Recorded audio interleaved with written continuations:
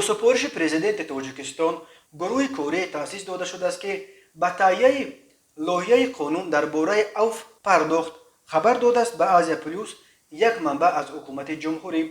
ба гуфтаи ин манбаъ, гурӯҳи корӣ иборат аз ҳуқуқшиносон ва намояндагони сохторҳои ҳифзи ҳуқуқ бояд то охири моҳи август лоиҳаи қонунро ба сарвари давлат пешниҳод кунанд.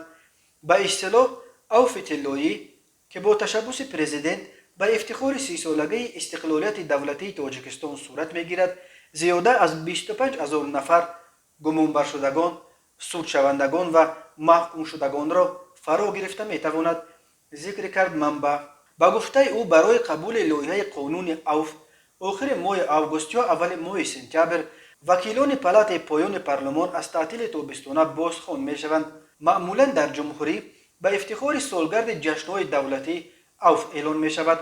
ба муносибати 25-умин солгарди қабули Конститутсияи ҷумҳурӣ дар соли 2019 зиёда аз 20 000 нафар маҳкумшудагон мавриди авф қарор гирифтанд.